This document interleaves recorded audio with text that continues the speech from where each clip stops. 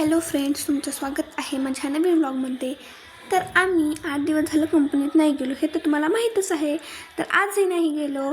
आणि फर्स्टला ज्या मुली गेल्या होत्या फर्स्ट शिफ्टला, तर आम्ही त्यांची वाट बघत बसलेलो होतो. आणि त्यांची वाट बघण्यामध्ये जे समोरच्या रूममधल्या मुली आहेत तेही आम्हाला विचारण्यासाठी आल्या होत्या की त्या कधी येणार आहेत, त्यांचं काय झालं, बाहेर तर खूप मोठा पाऊस पडतो आहे.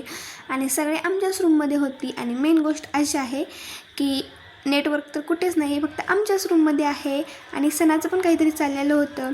नेट तर चालत नव्हतं, पण कसं तरी करून कुठेही कोपऱ्यात वगैरे जाऊन चाललेलं होतं. आणि ती मला बोलत होती की आपण ही आता बाहेर गेल्यानंतर अशी रील बनवूया, मला दाखवत होती. आणि मी त्यांचा ब्लॉग काढत होती. त्यानंतर दुपारी तुम्हाला माहीतच आहे बाहेर पाऊस पडतो आहे आणि आम्हाला खूप भूक लागलेली होती. आणि घरचं तर काही भेटणार नाही, पण आमच्याकडे चिप्स, वेपर्स, कुरकुरे हे होते. तेच आम्ही संडेला पॅरेंट्सकडून मागवलं होतं ना, तेच खात बसलेले होते. त्यानंतर फक्त आमच्याच रूममध्ये नेटवर्क आहे ना, तर समोरच्या रूममधले सगळेजण येऊन बसलेली होती. ही चिन्मयी बसलेली होती. त्यानंतर सणाचं तर काही चाललेलं होतं वेगळंच, तीही रील्स बघत बसलेली होती. आणि दुसऱ्या बेडवर पौर्णिमाही होती. ती तर एकटीच अशीच पडलेली होती. तिलाही व्लॉगमध्ये घेतलं. ती मला म्हणत होती, काय गं बाई, तू तर कुठेही लगेच चालूच होतं व्लॉगिंग करायला. रेश्मा पण खूप दिवसांनी आमच्या रूममध्ये आली होती, त्यामुळे तिला विचारत होती की काय करते म्हणून. ती बोलली काय नाही गं, रील्सच बघत बस. सगळे फक्त इंस्टाग्राम आणि फक्त इंस्टाग्राम, फक्त रील्स आणि रील्सच. आणि दीदीचं पण तिच्या मम्मीसोबत काहीतरी चाललं होतं. तिच्या मम्मीने फोन केला होता की त्यांच्या त्या साईडला खूप पाऊस पडले आणि ते कॉलेजचं काहीतरी सांगत होती. कॉलेज ही आता सध्या पाण्यातच आहे म्हणून, आणि कॉलेजलाही जाऊ नका, रूमवरतीच राहा, हॉस्टेलवरतीच म्हणून. आणि प्रतीक्षाला आम्ही चिडून घेत होतो, ती काही पण बोलत होती. आणि त्यानंतर रील्स आली एक निकिताला, तुम्ही स्वतःच बघा किती हसायची रील्स आहे.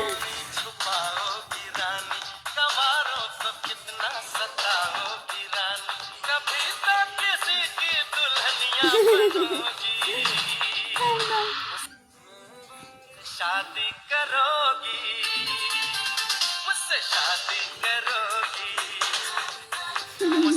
आणि त्यानंतर गाडी वाढली सानूकडे. सानूचंही नेट चालत नव्हतं, तर ती निकीच्या मागे लागली होती की हॉटस्पॉट दे, हॉटस्पॉट दे. पण निकिता काय तिची मज्जा घेत होती, ती काय हॉटस्पॉट सोडत नव्हती. तर सानू परत तिचे जे बघितलेले जे स्टेटस वगैरे आहे व्हॉट्सअपमध्ये तेच बघत बसली होती. आणि निकिता तिची मज्जा घेत होती. त्यानंतर मी दीदीकडे गेले, तर दीदीचं तर काहीतरी झालं होतं, तिला एवढं डिप्रेशन आलं होतं, काय माहीत कुठल्या गोष्टीचं. आणि मग ती दाखवत होती की बघ, आणि ती वारीचं आता वारी आहे ना, तर ती बघत होती आणि असलं काहीतरी सांगत होती इशारे करून. तुम्हाला समजलं का बघा ते. आणि प्रत्यक्षात तर काहीच नाही, असलीच पडलेली होती, तर तिचं तर काहीच नसतं कशामध्ये.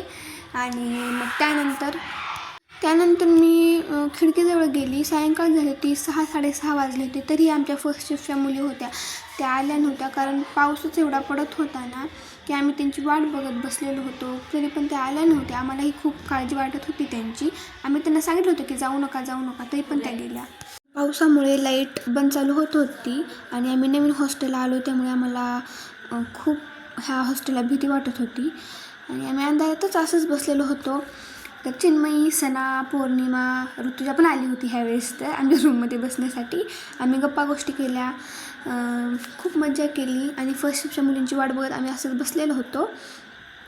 आणि त्यानंतर आम्ही ठरवत होतो की जायचं का नाही कंपनीत, पण जायची तर काही इच्छा नव्हती. आणि असा आम्ही टाईमपास केला. आणि बाय बाय, भेटूया सेकंड ब्लॉगमध्ये. थँक्यू.